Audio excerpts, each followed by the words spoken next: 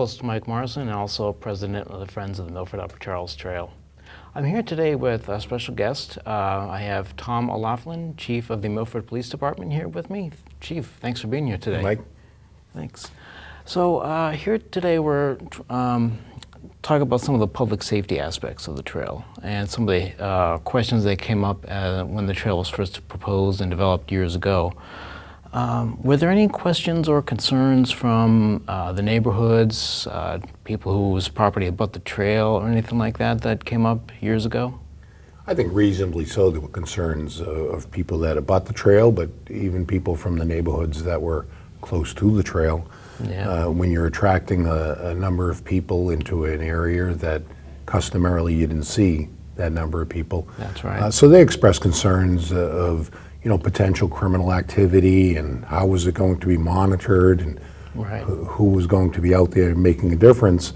Yep. And it put us in the position of assuring them that not only would we be present, the police, but also the residents of the community. Yep. So, the fact is, it's you and I and the other residents of this community that make a difference every day in notifying the police when they see that something is just not right. Right. If you see something left on the trail, or if you see It catches your attention or some activity that just doesn't look right, someone loitering around a parking lot. people make the phone call. Yeah. Were any of the concerns that residents had raised, did they pan out in any way? Or were any of those concerns realized once the trail was built? Actually, no. Quite to the contrary. Yeah. The fears of this crime wave, fears of things escalating or problems developing, just didn't realize they didn't happen. And much of that is to the credit of the neighbors, the abutters, of the people from those neighborhoods. Right. Each and all of us that live in the community that utilize the trail and view it as the gem it is. I mean, it's a valuable asset to this community. Absolutely. And highly used, as you know, as a person that uses it quite often. Right. And right. so as a result, I think working closely with the Friends of the Trail, Yep. you're the president, so you see, we have officers that attend the meetings. We listen to concerns. We work closely with the Friends of the Trail. We work closely with the Park Department. We patrol the trail. We have motorcycle officers that move about town, and they're up and down the trail Right. checking on things. So I think it's an extremely safe environment, and no, I've not seen any of the concerns that were raised. That's great news, great to hear, because anytime you get any sort of attraction to a town, to a point, or any sort of gathering, there's always a chance of something like that's going to happen. It's the fear of the unknown, Yeah. and change creates that. So as we know in our lives, you fear introduce crime, we fear what's coming because we don't know what's coming in some respects. But this concern that people were coming from other communities and there were going to be issues. Yes. We didn't see it. As you know, we've connected our trail to the town of Holliston. Yep. They developed their trail. We're ready to connect to the town of Hopkinton. Yep.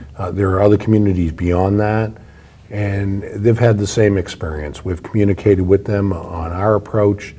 As you know, we created a bylaw with regulations. We couldn't find one anywhere in the country, so we sat down and working with Reno Bacci and other people in the community, we did just that. So that fear of people coming from somewhere else and doing things that were wrong, that too hasn't happened. Right. And some of the things that the Friends had found out once the trail had been built was basically much more pedestrian, not really criminal activity. It's more like somebody's leaving trash along the trail. My house is nearby, it's blowing into my backyard, or they can see into my property, or the favorite dog feces. It's popular dog walkers, so it's everywhere. Right, so we worked on that, and with the Friends of the Trail, as you know, we've expanded the number of trash containers to receptacles to take the trash. The Friends have put out the doggy bags so people can pick up behind themselves. I see a marked difference in walking the trail, with my family and friends. than I did initially. And some of that's a learning curve, and we offer to others to come and talk to us and pick up on those things so that they end up doing the right thing. Expect those things and not the horrible things that we can conjure up. I know. The things that have happened basically we've worked around. The Friends have bought several of the doggy bag stations. They've been installed. The Friends purchase and restock those stations, so if you're walking a dog and you forget to bring a bag to keep the waste in, you can bring it home, just go up to one of the stations, grab it, bag it, and take it with you. And you see those along the trail. Yep. The Friends do the cleanups, annually. So, people go out in the spring, in the fall, and it makes a huge difference. And I think the neighbors, they see that. They that there is this caring, and it's not someone placed a burden on them. This is a gem that we're all working to maintain. Right. And that there is value, actually, to their property.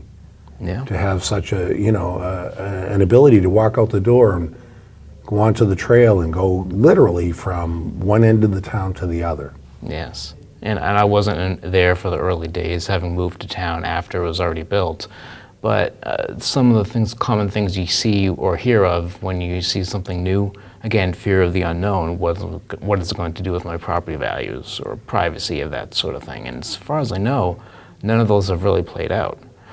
Right. We've not received the calls. So it's not where people are going onto people's private properties, into their backyards or things like that. We just don't receive those calls for service.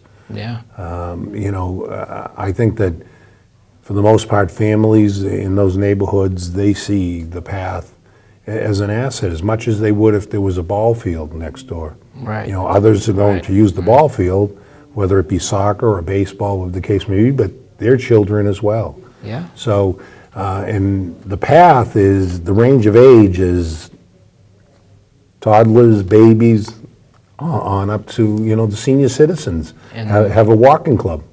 Wheelchair users, anybody with disabilities. Absolutely. It's built to ADA standards, so there's no limitation as far as the main path itself. To the point that the town's looking to expand the handicap access, as you know, over on Dilla Street. So because of the high usage. So I think that, people in the community generally, whenever they speak of the path, they speak positively. It's really valued. And they did a remarkable job in building it. You folks, along with the park department, have done, and working with the highway department, done a remarkable job in maintaining it. It's really a beautiful, to walk it is just a good experience. It is, and fortunately it's well built too, so there's not much large maintenance issues involved. It's more like picking up the trash every few times a year. That's largely what it is. And even lately, it seems like the Friends try to hold a cleanup event along the trail once or twice a year, and the last few times we've had to do it, it's largely not as bad as it was in the early days. So I don't know what to attribute that to exactly, but it's more like there's less of a need for it, and perhaps more people looking out for it, and using the trash barrels, I believe, were provided by the Parks Department at various locations, several fields around town. Just knowing where to put the trash when you need to dispose of it.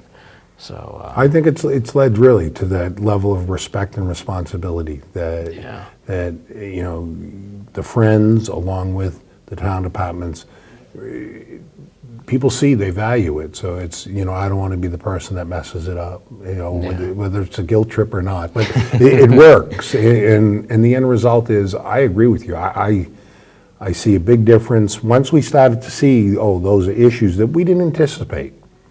No one did. And as they came up, I'll give the Friends of the Trail their due. They recognized it. They brought it to everyone's attention. And not just created, here's the problem, or said, here's the problem. They said, here are some solutions, and here's how we can help, which I think goes a long, long way. Yeah, I agree. And some of the privacy issues that had come up, it's really been resolved by the fencing that was put up. I remember Reno DeLuzio, the Milford Trail Committee chairman, he quipped once, and I may be misquoting him on it, so it's not an exact quote, but he said once he had he didn't have a trail project, he had a fencing project with a trail in the middle. And that's really due to the number or the amount of fencing that was put up along the trail.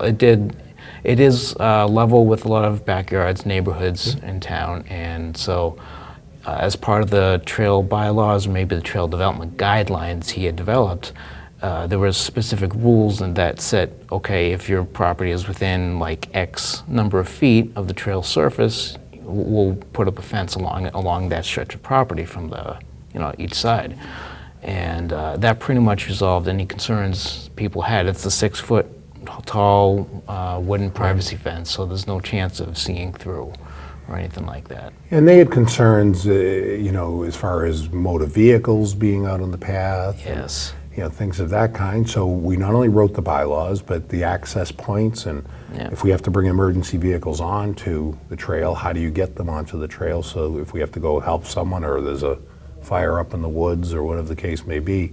Yeah. So planning all that with Reno and others to ensure access for emergency vehicles, but also access, as we discussed earlier, we have 3 motorcycles on patrol, and from 8 o'clock in the morning to midnight.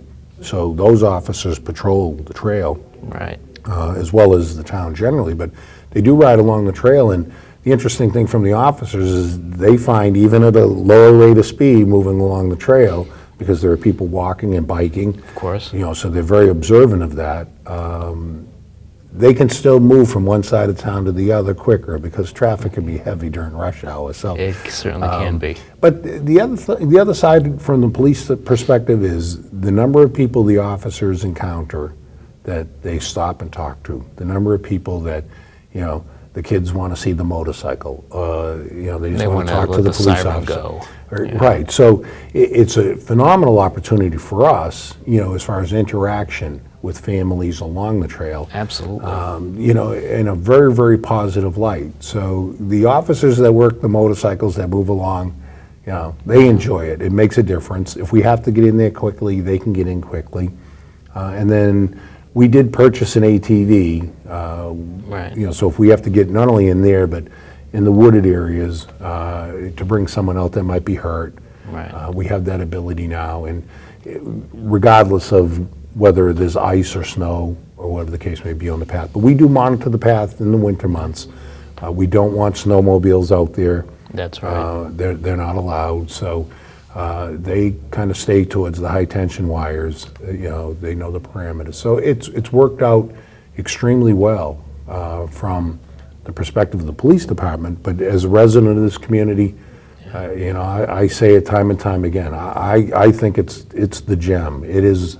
Absolutely. That's the pearl in the rough. It really, I've not met a person in the community that doesn't speak highly of our bike path or trail, whatever term we want to use. I just think it's awesome. I fully agree. And since these being the times that they are, Facebook is, I would say, the bellwether of the community. And I don't remember the exact page it was on, but it might have been the patch, Milford patch, that had a poll of what is if you were bringing a relative to town, what would you show them first? Number 1 by far was the bike trail.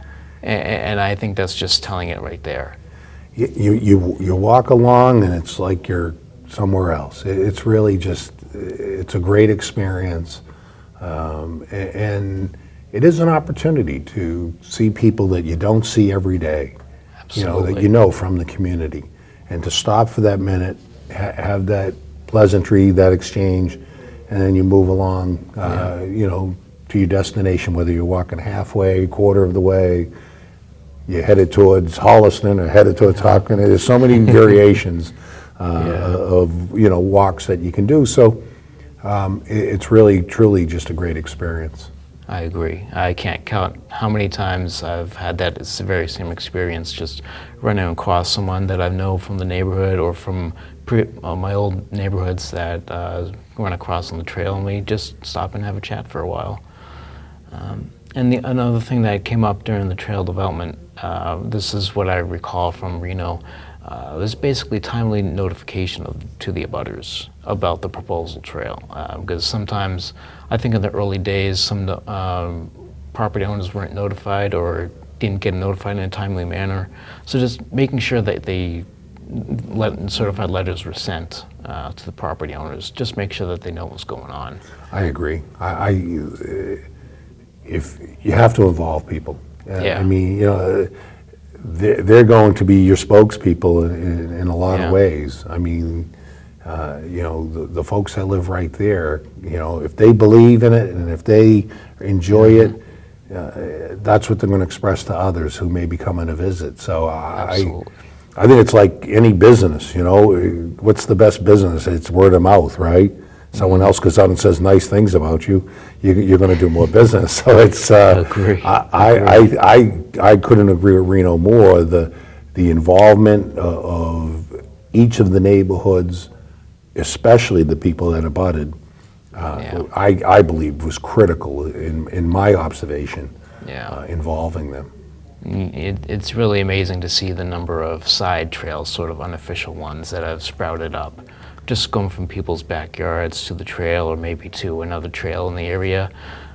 It's really quite amazing to see that sort of acceptance of the trail, whereas in the past there might have been concerns raised that might have been by those very same people, for all we know. Right. So it's really quite an amazing turnaround. And then, I mean, they've always had a number of the bike clubs, bicycle clubs that own properties up off of 495, and you see them accessing various off trails, off into the wooded areas, through the trail itself. So the paved trail is utilized to get to the areas where they want to do off biking. Mountain biking areas. Right. Yeah. And with no issues. We've not had the concerns. Yes, we've had people, off-road on bicycles that have been injured.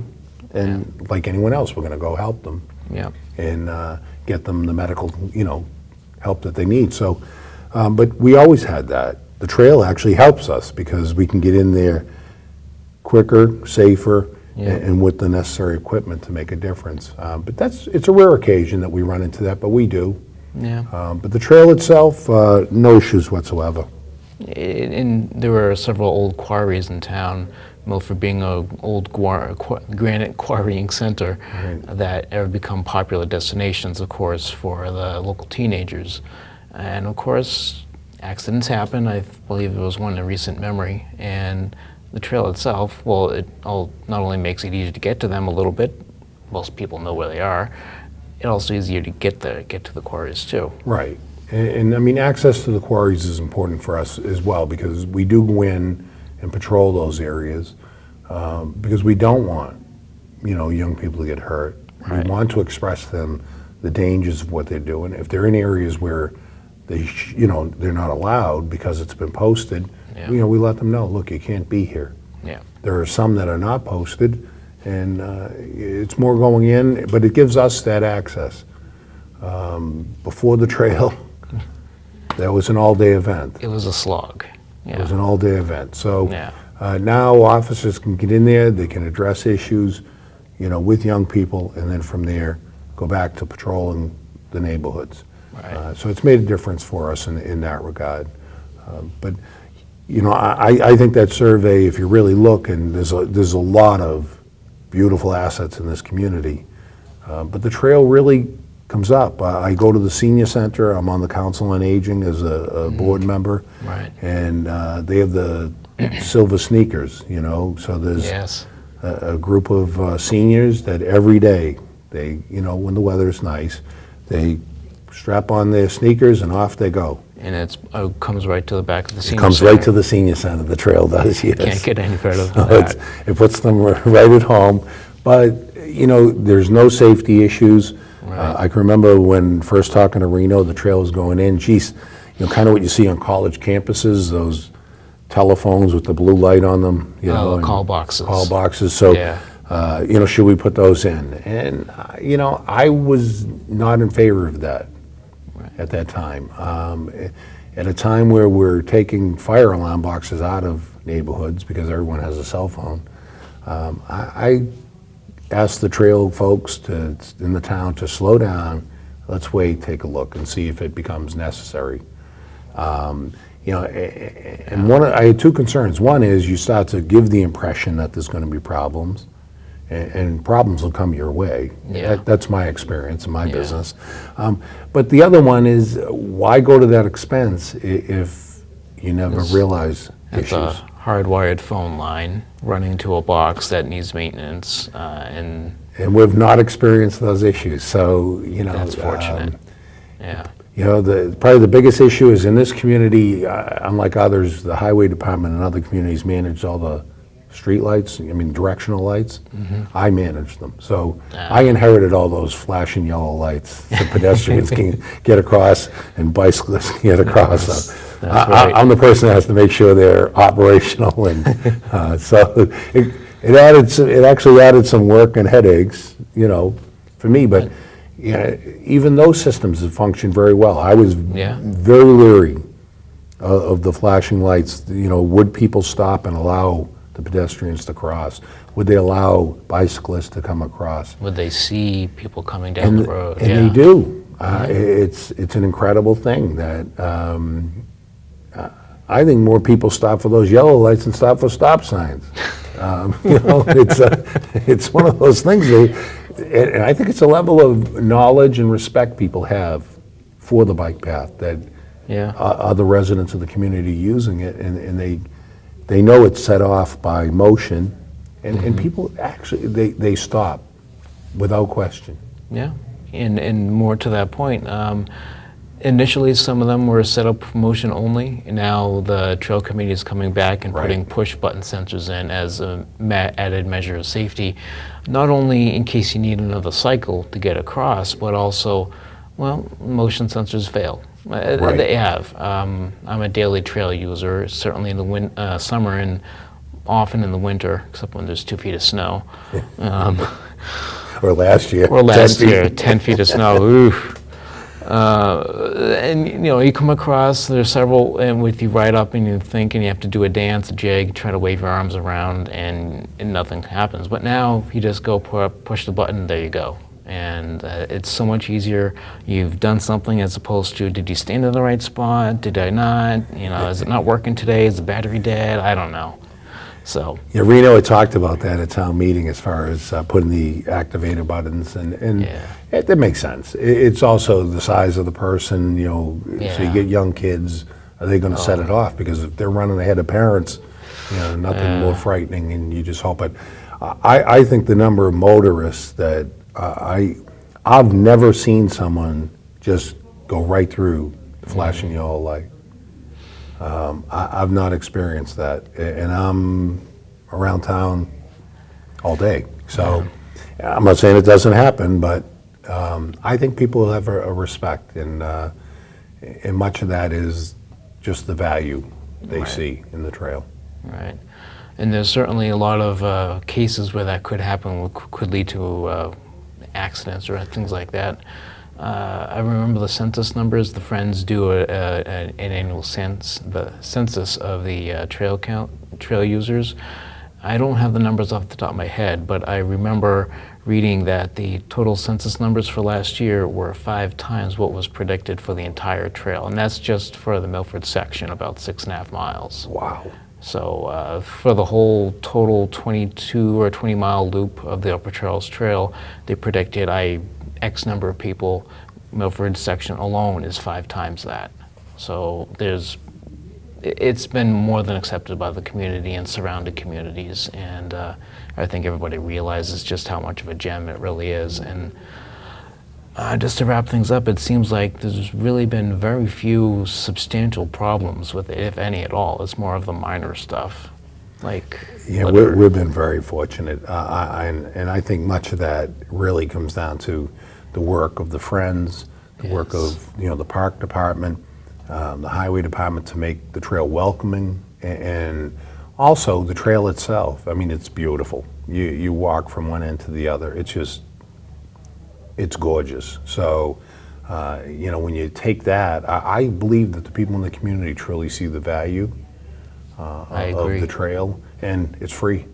I agree. So- No fees So to use it. You can take your kids out, and it's school vacation week in April.